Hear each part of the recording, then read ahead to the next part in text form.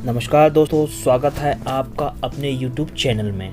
आज हम जिस मूवी को हिंदी में एक्सप्लेन करने वाले हैं उसका नाम है द लॉयर मूवी। ये 2017 में आई थी। चलिए अब देखते हैं। ये कहानी है दो बेस्ट फ्रेंड कैट और मैक की, जो बचपन से ही सिएटल में साथ रहती हैं, जिन्हें एक ही लड़के से प्यार हो जाता है और जिनका टाइम बहुत ख़राब चल रहा है। कहानी के शुरुआत में हम कैट को देखते हैं जो अपनी क्लास में पढ़ा रही होती है। तभी वो देखती है एक लड़का मांगा पढ़ रहा होता है। फिर कैट उस बच्चे को सबके सामने जोर से पढ़ने को बोलती है। वो बच्चा सबके सामने मांगा पढ़ता है। सभी को वो बहुत पसंद आता है, सभी उसकी बहुत तारीफ करते हैं। फिर वहाँ प्रिंसिपल आ जाता है। कैट को बच्चों के साथ मस्ती करते हुए देख प्रिंसिपल अपने ऑफिस में कैट को बुलाता है। अपने ऑफिस में बुलाकर प्रिंसिपल कैट को कहता है, तुम टीचिंग लाइन में गलत आ गई हो, तुम्हें किसी और जॉब में होना चाहिए। कैट को लगता है प्रिंसिपल उसे इनडायरेक्टली जॉब छोड़ने को बोल रहा है। दूसरी तरफ हम मैक को देखते हैं जो एक कॉस्मेटिक सामान बेचने की कोशिश कर रही होती है, पर वह कामयाब नहीं होती है क्योंकि वो प्रोटेक्ट नॉर्थ कोरिया के होते हैं और वो गुस्से में जॉब छोड़ देती है। जब वो बाहर आती है तो वो देखती है कि उसकी कार नो पार्किंग में लगी हुई थी, इस कारण से उसकी गाड़ी उठा ली जाती है। फिर कैट घर आती है और देखती है कि मैक पार्टी कर रही होती है। वो अपनी ज़िंदगी बर्बाद हो जाने का जश्न मना रही होती है। कैट उससे पूछती है, तुमने अपने प्रोडक्ट बेचे? तो मैक कहती है, मैंने वो जॉब छोड़ दी और उसकी गाड़ी भी उठा ली। और मैक पूछती है, तुम्हारा दिन कैसा रहा? तो कैट बोलती है कि प्रिंसिपल उसे जॉब छोड़ने को बोल रहा है। तभी हम देखते हैं एक लड़का बिना कपड़ों के वहाँ आता है और वो बोलता है कि मुझे जाना होगा। मैक बोलती है ठीक है। फिर वो लड़का बोलता है, क्या मुझे मेरे कपड़े मिल सकते हैं? फिर मैक कैट को सुबह 5 बजे उठाती है और वो उससे बोलती है कि हमें कहीं बाहर घूमने जाना चाहिए। कैट बोलती है, हम इस बारे में सुबह बात करेंगे। पर मैक कहती है उसने टिकट बुक कर ली है, अगर नहीं गए तो पैसे बर्बाद हो जाएंगे, और कैट मान जाती है। अब दोनों एयरपोर्ट देर से पहुंचते हैं। वहाँ लंबी लाइन लगी होती है, अगर लाइन में लगेंगे तो उनकी फ़्लाइट छूट जाएगी। फिर मैक एयरपोर्ट के एक ऑफिसर के साथ फ्लर्ट करती है, जिससे उन्हें बिना लाइन में लगे अंदर जाने को मिल जाता है। मैक के पास एक बियर की बोतल होती है। सिक्योरिटी ऑफिसर उसे बियर की बोतल फेंकने को बोलता है, पर वो उस बोतल को वहीं पी जाती है। फिर हम देखते हैं कैट को ऊंचाई से डर लगता है, इसलिए वो फ्लाइट में डर रही होती है और वो विंडो वाली सीट में जाके बैठ जाती है और वो टैबलेट खाती है और मैक उसके साइड वाली सीट में बैठ जाती है। उनकी बीच वाली सीट खाली होती है। वहाँ एक लड़का जिसका नाम रियान होता है वो आकर बैठ जाता है। रियान एक फायर राइटर होता है। रियान बहुत हैंडसम होता है।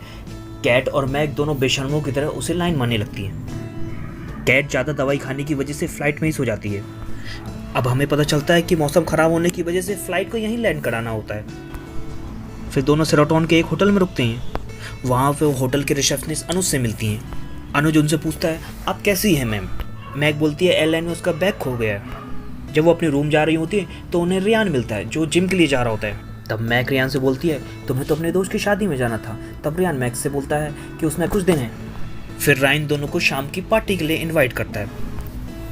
फिर रूम में मैक कैट से बोलती है, मेरा बैग खो गया है, क्या मैं तुम्हारी ड्रेस पहन लूँ? तब उसे कैट बोलती है, मेरे पास सिर्फ एक ही ड्रेस है। और मैक कैट से बोलती है, क्या मैं उसे पहन लूँ? कैट उसे मना कर देती है। फिर मैक अनुज के पास जाके बोलती है, क्या यहाँ पे कोई मॉल है? तो अनुज कहता है, हाँ, पर यहाँ से 30 मिनट की दूरी पे, अगर ट्रैफिक नहीं हुआ तो। फिर हम कैट को पार्टी में जाते हुए देखते हैं। रायन उससे पूछता है, मैक कहाँ है? कैट कहती है, शायद वो नहीं आएगी।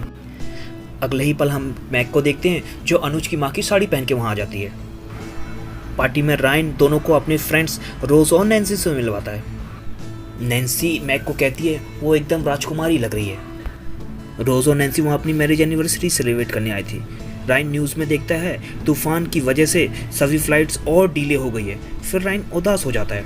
रायन को उदास देखकर मैक और कैट उसे खुश करने के लिए डांस कंपटीशन करती है। वहाँ मैक को ज़्यादा ही एक्साइटेड हो जाती है और डांस करते वक्त उसकी साड़ी शरीर से निकल जाती है। फिर कोई उसका शरीर ढक देता है। तभी वहाँ पास में एक लड़का उसका वीडियो बना लेता है।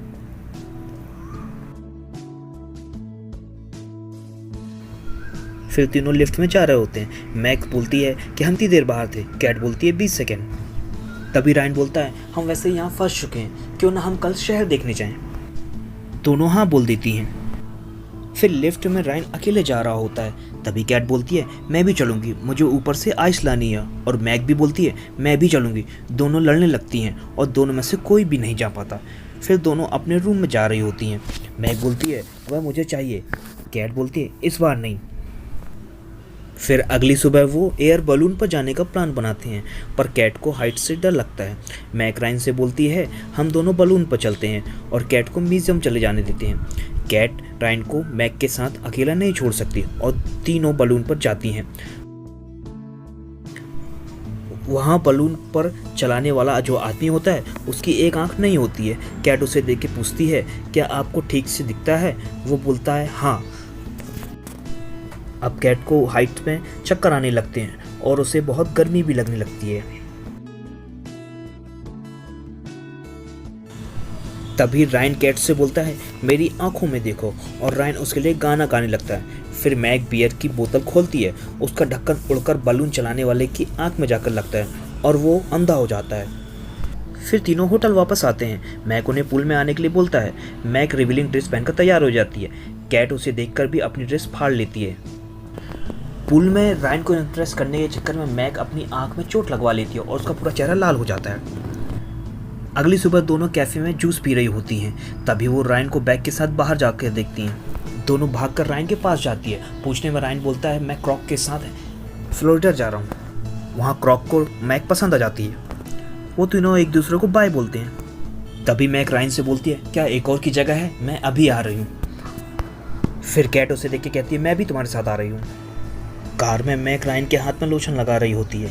यह देखकर कैट को बहुत जलन होती है। तब कैट मैक की बचपन की फ़नी फ़ोटो दिखाने लगती है और सब मैक पर हंसने लगते हैं। फिर उनकी गाड़ी एक रास्ते में एक पेट्रोल पंप पर रुकती है। वहाँ कैट को टॉयलेट जाना होता है। वहाँ टॉयलेट की हालत बहुत बुरी होती है। फिर भी वो एडजस्ट करती है। जब वो बाहर आने की कोशिश कर रही होती है तो वो देखती है उसका दरवाज़ा किसी ने बाहर से लॉक कर दिया है। ये मैक ने ही किया होता है बदला लेने के इरादे से। फिर रायन मैक से बात कर रहा होता है। तभी कैट खिड़की से बाहर गिर कर आ जाती है और बहुत तेजी से वो नीचे गिरती है।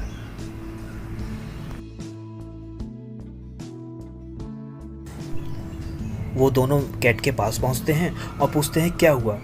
कैट गुस्से में बोलती है क्या हुआ? मुझे किसी ने बाथरूम में बंद कर दिया था, ये हुआ। फिर कैट वहीं सबके सामने नहाती है और फिर वो सभी चले जाते हैं। रास्ते में कैट चोट लगने का बहाना करती है जिससे उसे रायन का मसाज मिल सके। रायन उसे मसाज करता है और कैट जानबूझ के बहुत जोर जोर से एक्टिंग करती है, आवाज़ें निकालती है जिसे देखकर मैक जल जाती है। फिर मैक नींद की गोलियां मिलाकर बियर उसे ऑफर करती है और कैट मना कर देती है। क्रैक वो बियर की बोतल लेकर मैक से खुद पी जाता है। मैक क्रॉक से कहती है तुम थक गए होगे, बहुत देर गाड़ी चला रहे हो। क्रॉक कहता है मैं 6-7 दिन तक लगातार गाड़ी चला सकता हूँ, ये तो कुछ भी नहीं। तभी हम देखते हैं अगले ही पल सभी सो जाते हैं और बियर पीने की वजह से क्रॉक की भी आंख लग गई होती है और वो गाड़ी ठोक देता है। उसके बाद वो सभी होटल पहुंचते हैं और अगले ही पल कैट को बियर की बोतल में इनकी नशीली दवाइयाँ दिखती हैं। कैट अब होटल में मैक से अलग कमरा लगती है। रायन अब होटल में हेल्प के लिए पूछता है जिससे वो शादी पे टाइम पर पहुंच सके, पर उसे कोई हेल्प नहीं मिलती। अगले सीन में मैक कैट को कहती है कि रायन अब तुम्हारा है, पर कैट कहती है कि वो मुझे नहीं चाहिए, पर वो तुम्हारा भी मैं होने नहीं दूंगी। कैट कोल्ड ड्रिंक पीने के लिए जाती है तो वहाँ रायन आके उसे किस कर लेता है। तभी वो दोनों इंटीमेट हो रहे होते हैं और कैट बोलती है तुम्हारा तो टेढ़ा है, तो रायन बोलता है ये बचपन से ही ऐसा है। फिर वो रूम में जाके इंटीमेट होते हैं और बहुत मज़े करते हैं जिससे कैट बहुत खुश हो जाती है। वहाँ हम देखते हैं कि मैक अकेले बियर पी रही होती है। तभी क्रैक उसके पास आता है और बैठने के लिए पूछता है और क्रैक उससे बोलता है कि आसपास और भी लड़के हैं, तुम्हें उनके बारे में ध्यान देना चाहिए। फिर हम देखते हैं कि अगली सुबह ब्रेकफास्ट के टाइम में मैक कैट से कह रही होती है कि हमें एक लड़के के चक्कर में अपनी दोस्ती खराब नहीं करनी चाहिए, और गलती से उसके मुंह से रायन के टेढ़े पेनिस की बात निकल जाती है। इस बात से कैट को पता चलता है कि मैक भी उसके साथ इंटीमेट हो चुकी है और फिर दोनों लड़ने लगते हैं और मैक कैट के गले में एक मुक्का मार देती है। फिर दोनों एक दूसरे के ऊपर खाना गिरा देती है। कैट नीचे गिर जाती है और मैक उसे उठाने की कोशिश करती है। तभी कैट उसे लात मारकर गिरा देती है और उसी धक्के की वजह से दोनों के ऊपर एक अलमारी गिर जाती है। तभी वहाँ क्रॉक आता है और उन दोनों को बताता है कि रायन शादी में जाने के लिए उसकी गाड़ी लेके आया है। क्रॉक अपने मोबाइल में प्रोफाइल में चेक करता है तो सोशल मीडिया से उसे पता चलता है कि आज तो रायन की शादी है। होटल में नुकसान करने के लिए पुलिस उन्हें पकड़ लेती है। तब वो दोनों माफ़ी मांगती है और बोलती हैं वो जितना नुकसान हुआ वो भरने को तैयार है। तो पुलिस उन्हें इस बात से उन्हें माफ़ कर देती है और वो दोनों बोलती हैं कि उन्हें रायन की शादी रोकने के लिए जाना है, प्लीज़ उन्हें जाने दें, और पुलिस मान जाती है।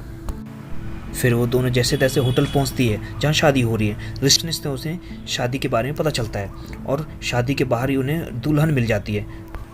वो दुल्हन को बोलती है, आप हमें नहीं जानती पर हम आपको जानते हैं। आपके हस्बैंड बहुत झूठे हैं और वो हम दोनों के साथ सोए हैं और हमें नहीं पता था कि उनकी शादी आपके साथ हो रही है। गुस्से में दुल्हन अपनी शादी तोड़ देती है। तब अंदर जाते ही उन दोनों को पता चलता है कि वो दूल्हा कोई और है। फिर वो दूसरी शादी होटल में देखती हैं और वो देखती हैं कि वो देर कर दी शादी हो चुकी है। फिर उन्हें रायन दिखता है। रायन भी उन्हें देखकर भागने लगता है पर वो दोनों रायन को पकड़ लेती हैं।